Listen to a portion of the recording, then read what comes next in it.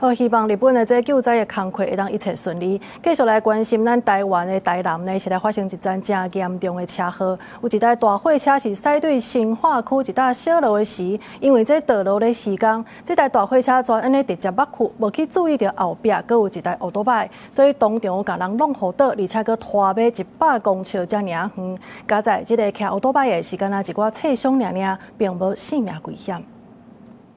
電眼翕到一台載大型水桶的大貨車，2日下晡對台南新化區中山路898巷附近的小路駛來，後面對一台歐多拜，無經過過一個啊，大貨車向捌去，原本對咧後面的車就安尼夾入去，連人帶車和大貨車一路拖咧行100公尺，大貨車哪像無注意到後面的狀況，貨車停落來，駕駛才發現弄到人啊，加在這個起訴送病院治療。敢若側傷無生命危險。警方對雙方實施酒測後，雙方均未有飲酒情事。楊姓男子倒車未依規定，違反《道路交通管理處罰條例》第50條第2款規定，本分局依規定自當局發，依法可處新台幣600元以上1200元以下罰款。實際找到貨車業者出面解說，因為迄時才當咧烏淡馬加地蘇封路，大貨車因為無法度轉駛，駕駛者直接捌去。因講其實大貨車頂懸有裝相關的顯影系統，毋過哪像因為死角才發生安尼。當伊種駛袂過，人會個指明伊駛倒轉來，所以也倒車回來。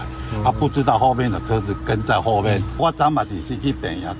看，結果伊講出院了，我們來找個適當時間去跟他關心一下。大型車的部分，左轉及右轉的時候會有警示音，那在倒退的時候也會有警示音，強制要求有一個叫做那個視野輔助的功能。警方呼籲汽車駕駛在路上愛隨時注意四周邊的路況，嘛提醒騎歐多拜的民眾，騎車愛和大貨車保持安全距離，唔通騎相扒，確保家己的生命財產安全。記者蘇台南採訪報道。